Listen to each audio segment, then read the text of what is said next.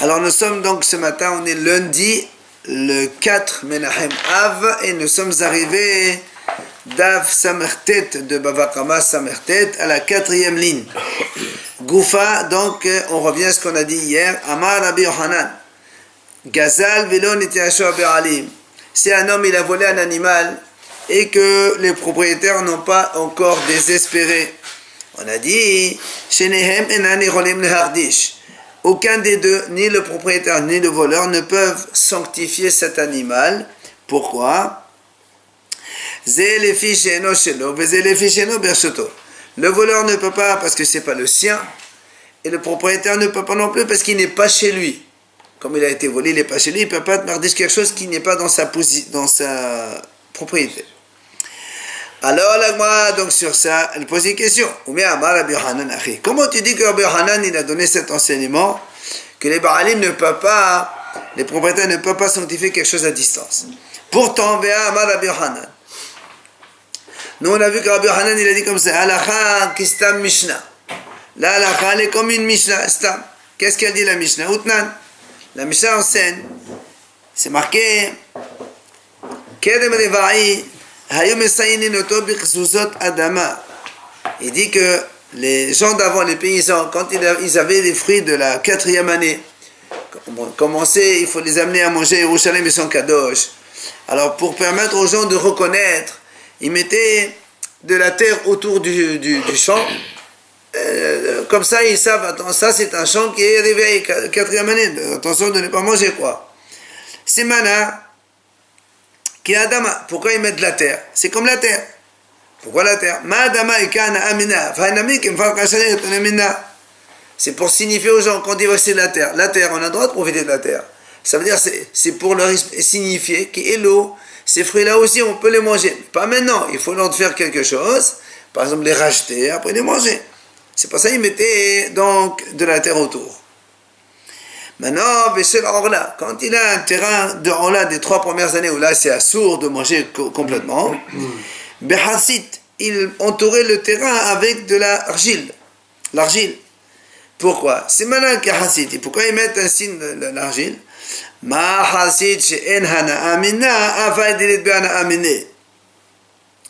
la même façon que l'argile, on ne peut pas en profiter du tout. Alors, là aussi, donc, c'est pour dire que ces fruits sont interdits à la consommation et donc, ils n'ont pas le droit de les manger. Dans quel sens on peut en profiter? C'est-à-dire on peut la vendre, l'argile? Non, ça veut dire qu'on ne peut pas planter de l'argile. La terre en argile, ça ne se plante pas. Enfin, la Mishnah dit là-bas, quand il y a maintenant un cimetière, comment il le délimitait pour montrer aux gens que c'est ça? Bessid, il faisait de la chaux. Pourquoi de la chaux? C'est blanc. Comme les os ils sont blancs, alors les gens comprennent blanc, alors attention, ici il y a des ossements, alors tu fais attention de ne pas entrer pour la Toum'a. Et la Mishnah dit là-bas enfin, et en plus il me faisait donc tromper dans l'eau, et après il le versait, comme ça c'est plus blanc. Bon, ça c'est la chaux. Voilà donc ce qu'a dit la Mishnah. Amar Rabban Shimon ben Gamliel, il dit Rabban Shimon ben Gamliel, quand est-ce qu'on a dit qu'on fait ces signes de reconnaissance aux gens? C'est quand c'est la 7e année que les gens ils ont le droit de venir manger, puisque la 7e année c'est Shemitah, on laisse les champs ouverts, que les gens ils ont le droit de venir manger. C'est là où on leur met, quand on a des fruits de la 4e année, or là, un truc comme ça, on délimite les gens de cette façon. Aval, Bishal, Shene, Shavua, mais les autres années du septennat, c'est-à-dire de 1 jusqu'à 6, Rabban Shimon Gamliel dit, on ne fait aucun signe. Celui qui veut voler, ben, il n'a qu'à prendre le péché du vol et en plus de l'interdiction de consommation. Tant pis pour lui. Maintenant, ce qui nous intéresse, donc les Hasidim, qu'est-ce qu'ils font? Les Hasidim,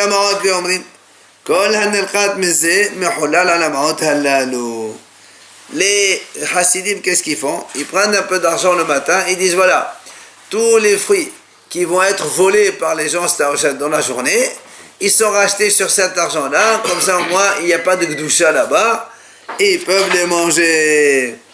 Ça, c'est notre Mishnah. Qu'est-ce qu'a dit la Mishnah? Que donc, avec cette dernière phrase, que les gens peuvent racheter un fruit qui se trouve dans les mains de l'éventuel voleur. Donc, tu vas te racheter un truc qui n'est pas dans ta possession. Donc, comment Rabbi Yohanan dit que un propriétaire à qui on a volé un animal, il ne peut pas le sanctifier parce qu'il n'est pas dans sa possession. Alors Rabbi Yohanan lui-même dit, là, la est comme cette Mishnah, comme quoi on peut racheter de la récolte des fruits qui sont ailleurs. C'est lui qui le fait dans sa possession quand tu le fais. Lui. Ah non. Mais ça veut dire lui il change. Ah non, lui il dit, ce qui va être cueilli, ramassé par les voleurs, il ne sait pas lequel. Donc ils sont rachetés quand ils sont chez le voleur. Ils ne sont pas chez toi. Comment tu peux racheter des choses qui ne sont pas chez toi? Alors l'Agma a dit, si tu me dis, mais justement, qui c'est qui a dit Tsnoïn, c'est Rabban Shimon Gamliel, c'est pas Stam Mishnah. D'accord? Parce que nous on a vu deux avis, on a vu la Mishnah, et après on a vu Rabban Shimon Gamliel. Maintenant tu vas me dire, très bien, Rabbi Yohanan lui il a dit Stam Mishnah c'est sans auteur. Donc tout ce qu'on a dit dans la Mishnah, en haut c'est valable. Mais la dernière phrase, c'est Rabban Shimon Gamliel qui l'a dit. Et peut-être Rabbi Yohanan n'est pas d'accord avec lui. L'Agma a dit non, tu ne peux pas dire ça. Pourquoi? Il a dit Rabbi Barhana, Amar Rabbi Yohanan au nom de Rabbi Yohanan. Donc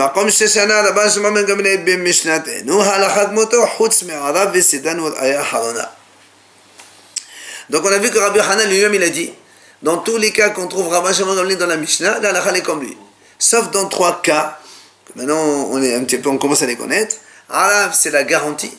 Quand quelqu'un il se porte garant et là-bas il y a une mahloket, est-ce que le prêteur il peut aller directement chez le garant ou bien d'abord il doit s'adresser à l'emprunteur? Il y a mahloket avec Rabbi Shimon Gamliel Hachamim. Tzidan, c'est quand quelqu'un là-bas il a donné un guet à sa femme, il a dit à condition qu'elle lui rend un costume. Ça on l'a vu il n'y a pas longtemps. Et finalement le costume il s'est perdu. Est-ce qu'il a le droit de donner de l'argent à la place ou bien il faut le costume et le guet n'est pas valable? Enfin les ayah harona, ça on l'a vu dans Sanhedrin il n'y a pas longtemps non plus. Quand quelqu'un il a été, donc par exemple il a eu un procès et le tribunal l'a condamné, après il a dit non j'ai encore d'autres preuves, je vais amener encore d'autres preuves. Alors là-bas on discute, est-ce qu'il a le droit d'amener d'autres preuves derrière ou bien le procès est terminé ou pas. Donc Rabbi Shimon Gamliel, là la n'est pas comme lui. Quoi qu'il en soit, Rabbi Yohanan il dit que la halakha est comme Rabbi Shimon Gamliel chez nous ici, et comme quoi un homme il peut racheter des fruits qui se trouvent chez l'éventuel voleur. Alors que Rabbi Yohanan lui-même il a dit que les Bé'alim, les propriétaires, ne peuvent pas sanctifier des fruits quand ils ne sont pas chez lui. Donc, contradiction. Amri, l'Agma répond, la tema kol hanilqat mizé, la ema kol hamitlaqet mizé. L'Agma dit, elle répond, c'est simple.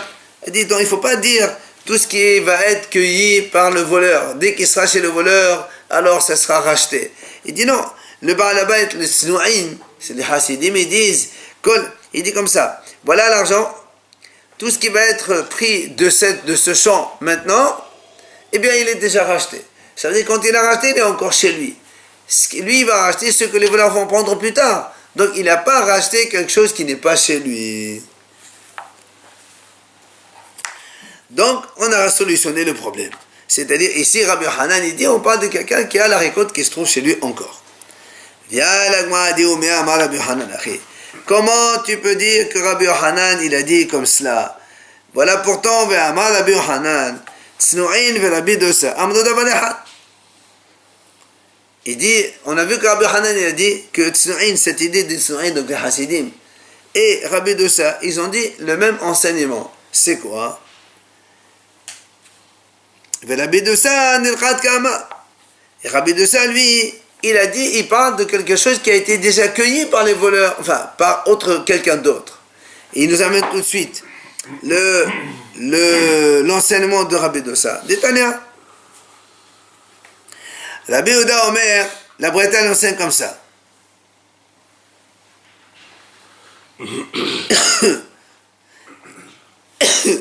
Shaharit.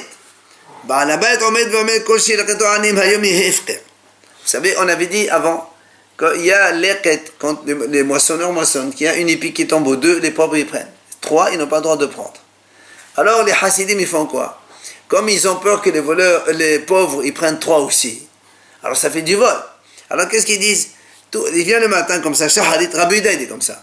Le matin, la bête il vient, il dit voilà, tout ce que les pauvres vont prendre aujourd'hui, c'est considéré comme hefker, il est abandonné. Comme quoi, au moins c'est pas du vol, même s'ils prennent plus, c'est pas grave.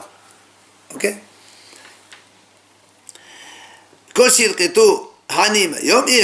Ok? Rabbi Dossa Omer, voilà ce qu'il dit Rabbi Dossa. Ce qui nous intéresse, Rabbi Dossa dit non, c'est pas le matin, c'est le soir. Quand les pauvres ils ont tout pris déjà, il vient le propriétaire et dit tout ce qu'ils ont pris, les pauvres, il est hefker. C'est-à-dire il est en train d'abandonner quelque chose qui ne lui appartient pas. Mais à la base, hefker, il l'abandonne. À la base, quand ils prennent une épée ou 2 épées, c'est hefker d'office de la Torah. Le problème, c'est que des fois, ils prennent même 3. Et 3, c'est à soi de prendre, ça appartient au propriétaire. Donc, c'est du vol. Alors, pour éviter que les pauvres soient des voleurs, il a dit, allez, ça va, je pardonne. Donc, Rabbi Dossa lui dit, il fait ça le soir, quand ça a été déjà accueilli. Or, Rabbi Yochanan, il dit que Tznoïm et Rabbi Dossa, ils donnent le même enseignement. Donc, on voit bien que Rabbi Yochanan n'est pas que les Tznoïm, c'est quelqu'un qui dit tout ce qui a été cueilli par les voleurs, il le rend lui-même hefker. Quand ça a été fait déjà, donc. Voilà, c'est ça, c'est pour ça, maintenant on repose la question de nouveau. Rabbi Yochanan dit on ne peut pas faire une chose quand on n'est pas dans notre position. Et dans la Mishnah, on a vu que Rabbi Yochanan dit comme ça. Viens, la Gemara dit c'est vrai, c'est une bonne question. Et pour de la Yehuda, de la Yehuda, inverse. Celui qui a dit le matin, c'est Rabbi Dossa. Donc avant que les choses ne se fassent, le propriétaire il dit voilà, tout ce qu'ils vont cueillir, c'est hefker. Et donc il n'y a plus de questions contre Rabbi Yochanan. Et donc le Rabbi Dossa qui a dit le soir, ça c'est Rabbi Yehuda qui a dit ça. Et tu es tranquille. Alors là, on m'a dit Amma yafrat mednita. Pourquoi tu inverses les auteurs de la Braïta, de la Braïta, c'est une Braïta? Afra le Rabbi Yochanan. Tu n'as qu'à inverser ce qu'il a dit Rabbi Yochanan. Ve'ema, au lieu de dire Tznu'in ve Rabbi Dossa, dis Tznu'in ve Rabbi Yehuda. Tu n'as qu'à dire Rabbi Yochanan a dit, le Tznu'in, c'est-à-dire donc ceux qui sont Hasidim ici chez nous, qu'ils prennent de l'argent et disent les fruits que vont prendre les voleurs, eh bien ce sera racheté déjà, donc comme ça, ce ne sera pas interdit. Et tu dis Rabbi Yehuda qui a dit le matin, et donc ça fait la même chose. Amri la sagia. L'agma dit la sagia de la metapat matnita. Il dit tu ne peux pas ne pas inverser la braïta. Pourquoi? Parce que divha matnitin qatan et le Rabbi Yehuda brera, bishamena le Rabbi Yehuda be'alma de le brera. Parce que là on voit, qu'est-ce qu'il dit Rabbi Yehuda? Rabbi Yehuda ici qu'est-ce qu'il dit? Le matin, le propriétaire il vient et dit voilà, tout ce que les pauvres vont prendre, ce sera hefker. Or, donc quand on fait ça, rappelez-vous le principe de brira, c'est-à-dire un tri rétroactif. C'est-à-dire ceux qu'ils vont prendre plus tard, rétroactivement, considèrent qu'ils sont déjà rachetés. C'est pour ça qu'il lui dit. Or, nous, on a vu que Rabbi Yehuda ne pense pas à cette idée de tri rétroactif. C'est pour ça qu'il lui dit, tu es obligé d'inverser la braïta. Ok. Et aussi qu'on a vu justement que Rabbi Yehuda il pense qu'il n'y a pas de tri rétroactif. D'Etnan, on a vu ça dans la Mishnah, qu'on a déjà rencontré plusieurs fois déjà. Celui qui achète du vin chez les Koutim, à l'époque où c'était encore des Koutim qui n'étaient pas encore Goyim, et il est arrivé vendredi, il n'a pas le temps de faire les prélèvements maaser parce qu'ils sont dans une cruche. Qu'est-ce qu'il fait? Omer, il dit, chez Nelogin, Shaniati, Davdi, Shadin, Trouma. Asara maaser rishon. Tisha maaser sheni. Donc il a une cruche dans laquelle il y a par exemple 100 litres et on est vendredi soir, il veut faire kiddush, il veut boire du vin et il n'y a pas d'autre kélim. Comment il fait? Il dit Trouma c'est 2%, 2 litres sur 100 c'est Trouma. Maaser pour le Lévi, 10 litres pour le Lévi. Maaser Sheni, il reste encore 9 litres Maaser Sheni. Voilà, tout ça, ils sont dans la cruche. Et Rabbi Meir dit, il peut commencer à se servir. c'est-à-dire samedi soir ou dimanche quand il peut, il enlève, il soustrait 2 plus 10 plus 9, 21 litres. Et après, donc, ça veut dire que ce qu'il a bu, c'est le bon vin. Ce qui reste dans la cruche, c'est le maaser rétromar. Donc, ça s'appelle, on fait un choix rétroactif. Rabbi Meir. Rabbi Yehuda, voilà ce qui nous intéresse. Rabbi Yehuda et Rabbi Shimon, Osrim. Et Rabbi Yehuda dit, on ne peut pas faire ça. Donc, tu ne peux pas dire que Rabbi Yehuda, il dit, le monsieur, le matin, il dit ça. Ça ne marche pas. C'est qu'après qu'on a le droit de DFK. Donc, tu es obligé d'inverser la Mishnah. Alors là, moi, dit, ah, mais sauf, très bien. Pourquoi tu inverses la Mishnah, comme on vient de dire maintenant? Parce qu'on avait donc une opposition entre Rabbi Yehuda qui, chez nous, ici, dans le vin, il dit qu'il n'y a pas de choix rétroactif. Et là-bas, si tu laisses comme cela, ça fait, il y a choix rétroactif. Ça ne marche pas, donc c'est pour ça qu'on est obligé d'inverser. Alors là, moi, dit, Hashtanami, Kasha de Rabbi Yohanan, Rabbi Yohanan. On m'a dit, mais non, il y a aussi une question de Rabbi Yohanan sur Rabbi Yohanan. Pourquoi? Parce que nous, on a répondu, une question, on a répondu. Puisque nous, on a répondu que Rabbi Yohanan dit, il ne faut pas dire ce qui va être cueilli le soir, il va dire comme ça. Le monsieur, dès le matin, il dit, ce que les pauvres vont cueillir, d'accord? Quand les pauvres ils vont cueillir, ça va être ça, hefker. Donc, dès le matin, il dit ça. Donc là aussi, son Rabbi Yohanan est les brera, ça fait qu'il y a un choix rétroactif. Ceux qui vont prendre, plus tard, considèrent que c'est du hefker. Alors là, moi, dit, pourtant, Rabbi Yohanan est les brera. Alors là aussi, il y a une question contre Rabbi Yohanan lui-même. Puisqu'on a vu dans un autre endroit que Rabbi Yohanan a dit, il n'y a pas de choix rétroactif. Aussi qu'il a dit ça, Rabbi Yohanan, de Amar Rabbi Amar Rabbi Yohanan. Il a dit donc, deux frères qui ont partagé un héritage. Les kohot hen umhazirin zelazi bayovel. Ils sont considérés par Rabbi Yohanan comme des acheteurs. Ce qui fait que, à chaque yovel, ils doivent rendre les choses dans l'héritage et repartager de nouveau. Ça veut dire quoi? Donc, selon Rabbi Yohanan, il n'y a pas de brira. Parce que tu aurais pu très bien le laisser comme ça. Et tu dis, voilà, ça c'est la part qui revient là, ça qui revient à l'autre. Rétroactivement, on considère que c'est comme ça. Alors Rabbi Yohanan dit non, il faut tout remettre. Donc, il y a opposition de Rabbi Yohanan contre Rabbi Yohanan. C'est pour ça que l'Agma revient et dit non. Il faut dire que, comme on a dit au début, le monsieur il vient le matin et dit, tout ce qu'ils vont prendre les voleurs, dans la journée, eh bien, ils seront hefker, enfin, moi, je les rachète sur l'argent. Comme ça, les voleurs, quand ils viennent manger les vaïs, eh bien, c'est déjà donc de la marchandise qui est permise. Donc, nirkat dans le futur. Il ne fait pas les choses rétroactivement. Maintenant. Pardon. Nirkat, il le fait le soir. Quand ils ont fini, il vient le soir et dit, voilà, tout ce qui a été pris par les voleurs, c'est racheté. Mais il a dit avant, lui. Hein? Il a dit le matin. Non, le soir il dit ça, pas le matin à mettre la quête. Parce que le matin, ça fait qu'il n'y a pas de problème de choix rétroactif. Là non, le soir il dit voilà ce qu'ils ont pris, voilà ça sera racheté. Hein? Non, c'est pas rétroactif ça. Rétroactif c'est quand tu dis le matin voilà, tout ce qu'ils vont prendre, ce sera hefker. C'est normal. Quand tu dis ça, tu dis voilà, tout ce qu'il va manger plus tard, à midi, 13h, 14h, 15h, ce sera ça. Et qui t'a dit c'est ça qu'ils ont mangé? Mais le soir, tu dis voilà, ce qu'ils ont mangé, je les rachète. Donc il n'y a que ça que tu rachètes. Alors ça marche, il n'y a pas un choix attractif ça. Comment tu peux racheter quelque chose qu'ils ont déjà pris? Hein? Le soir, tu rachètes quelque chose qu'ils ont pris. C'est un peu. Justement. C'est pas ça. Justement, il n'y a que ça que je rachète. Parce qu'il faut les racheter. Ils l'ont déjà pris. Et non. C'est pour te dire justement qu'on a le droit de faire sanctifier ou racheter des choses qui ne sont pas dans notre position. Alors justement, comme on avait une question contre Rabbi Yohanan a dit, le propriétaire il ne peut pas sanctifier l'animal quand il n'est pas chez lui. Alors comment celui-là il peut faire racheter une récolte qui n'est plus chez lui? C'est la question qu'on a posée au début. Alors l'Agma a dit, Rabbi Yohanan stamar, Rabbi Yohanan il a une autre Mishnah. Puisque Rabbi Yohanan dit à la Kistam Mishnah, il a une autre Mishnah dans laquelle il a trouvé que donc ça correspond à son point de vue.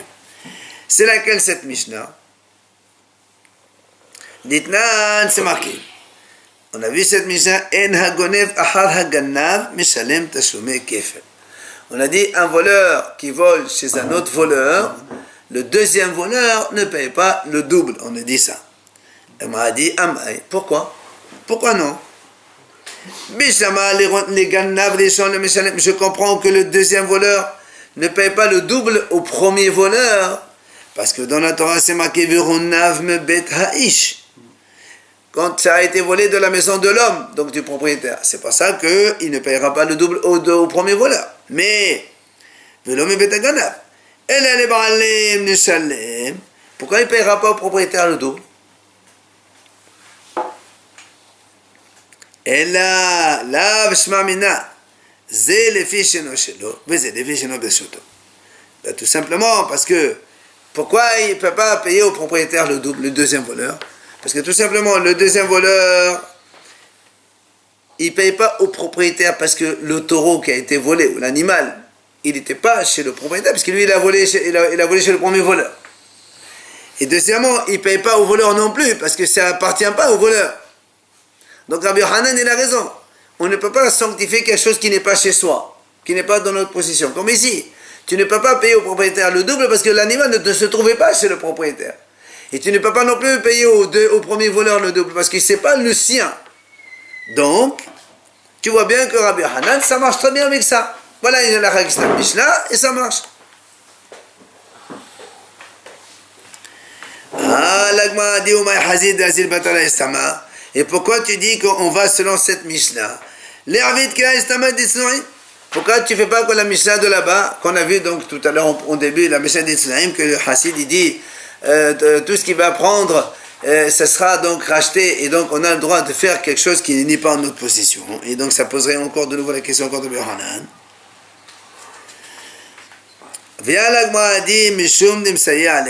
Parce que la notion comme quoi un homme n'a pas le droit de sanctifier quelque chose qui n'est pas dans sa position, dans sa possession, elle est appuyée par un pasuk dans la Torah. Le pasuk de la Torah il dit Ve'ish ki yachdish et beto kodesh l'Hashem. Un homme qui sanctifie sa maison, kodesh l'Hashem, il offre ça au Beth Amikdash. Il y a marqué beto, sa maison. Hachamim disent Ma beto birshoto, av kol birshoto. De là on apprend. Comme Beto, sa maison, ce qui lui appartient, donc si elle est dans sa propriété, de là on apprend qu'on ne peut sanctifier au Beth Amikdash que ce qui est dans notre possession. Et comme cette idée, ce pasuk-là, il est de Rabbi Yochanan, c'est pour ça qu'on opte plutôt pour cette position de Rabbi Yochanan. Amar Abaye. Il vient Abaye et dit Elav de Amar Rabbi Yochanan, Su'in ve Rabbi Dosam no davar echad. Si ce n'est pas. Parce que Rabbi Yochanan, il a dit, tout à l'heure on a vu Tsnou'in, rappelez-vous donc les Tsnou'in qu'il disait la récolte que les voleurs vont prendre, je la rachète dès maintenant.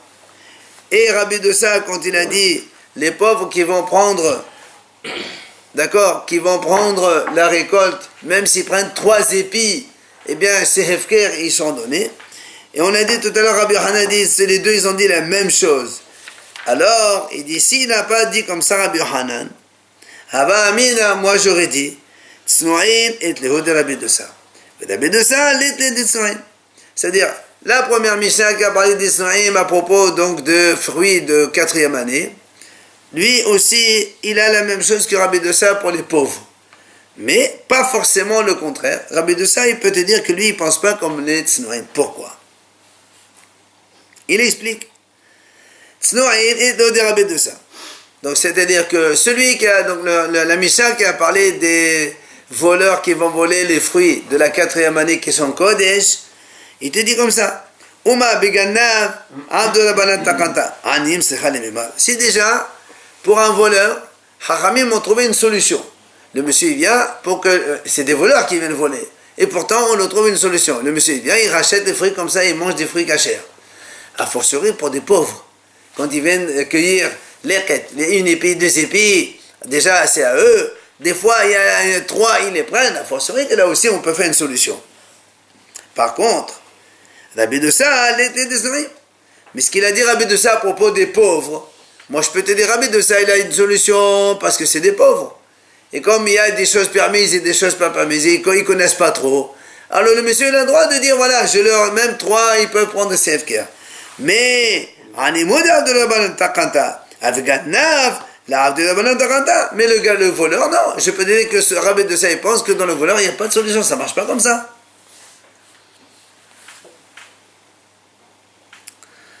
Amar Rava.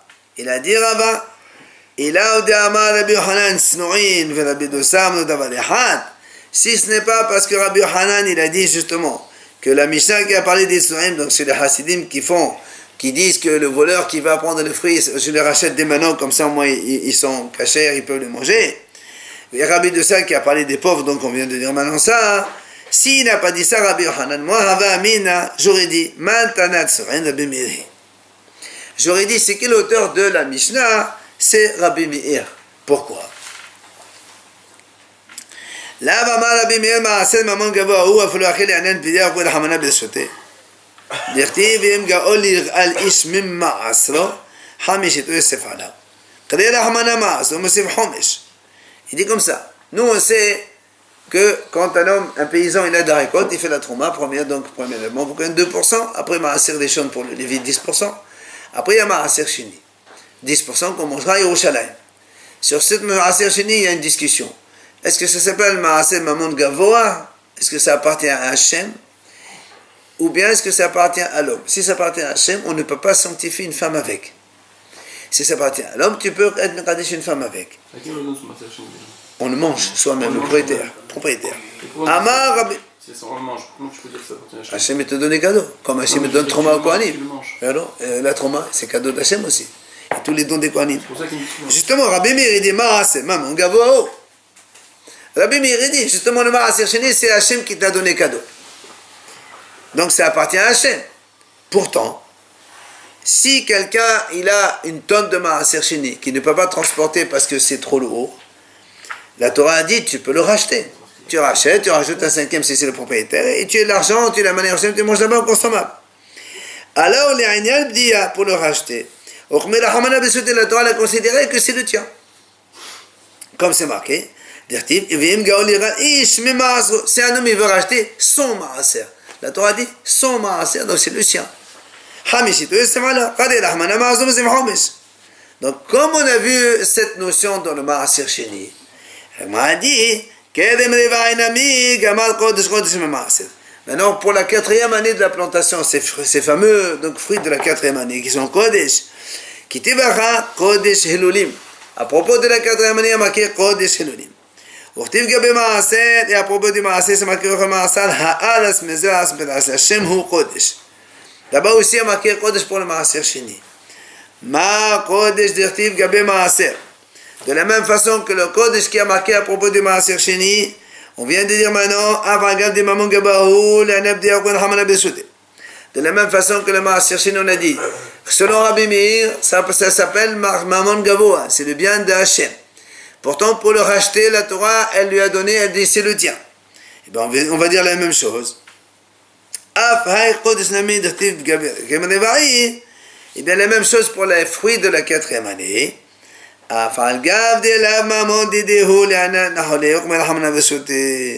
Même si on considère que les fruits de la 4e année, c'est Kadosh, donc ça ne t'appartient pas, ça appartient à Hachem. Mais pour le racheter, c'est le tien. Donc, tu vois bien que quoi? Que ce monsieur, quand il a racheté les fruits, ne dit pas c'est pas les siens, ce sont les siens, selon Rabbi Meir. C'est pour ça qu'il dit que Tznoïn, c'est qui l'auteur, c'est Rabbi Meir.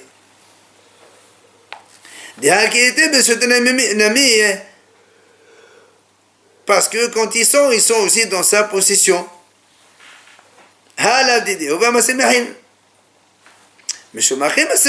Donc c'est pour ça que même si ça ne lui appartient pas, on lui a donné l'autorisation de le racheter, c'est le chien. Mais Aval, il dit non. Ça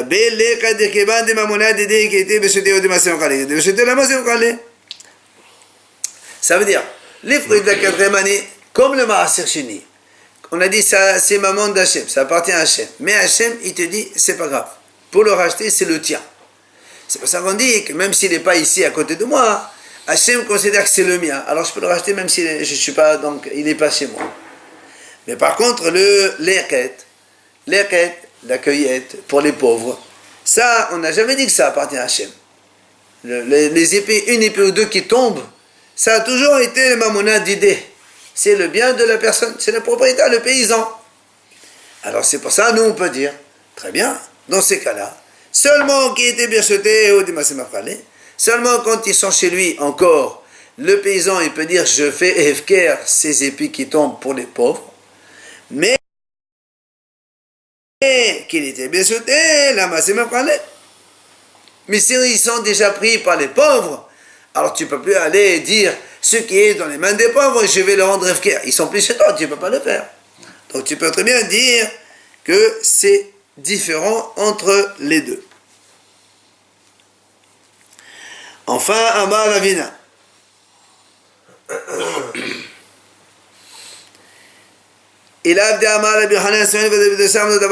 Là aussi, il dit à Ravina maintenant, si c'est pas parce que Rabbi Hanan a dit que Tsoin et Rabbi Dossa ils ont dit la même idée, Abba Amina, j'aurais dit, Man Tana Tsnoin. C'est qui a enseigné l'idée de Tsnoin? C'est Rabbi Dossahi. J'aurais dit c'est Rabbi Dossa qui lui-même est l'auteur de donc là-bas des Tsnoin. Pourquoi?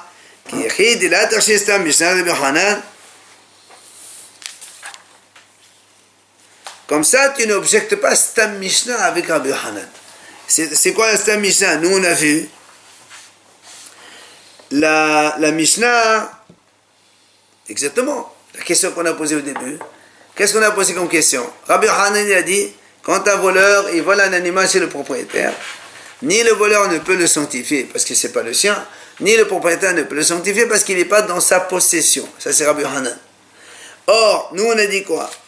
Dans le Tsnoïn, on a dit à Hassid, donc les Hassidim, ils peuvent, pour éviter que les voleurs qui viennent voler dans leur champ, et or, c'est les fruits de la 4e année, c'est cadeau, c'est sûr de les manger, qu'est-ce qu'il fait le propriétaire, le paysan? Il les rend efker. Donc, on a dit là-bas, ce qui va être cueilli par. Donc, il est en train, le paysan, il est en train de racheter des fruits qui ne sont pas dans sa possession. C'est pour ça que, comme on avait cette question, si on n'avait pas cette question-là, on aurait dit que Rabbi Dossa, c'est lui-même l'auteur. Comme ça, au moins, il n'y a pas d'objection. Pourquoi? Rabbi Hanan, d'accord? Puisque Rabbi Hanan, quand est-ce qu'il dit Alachal Kistam Mishnah? C'est quand il y a Stam Mishnah, il n'y a pas d'auteur.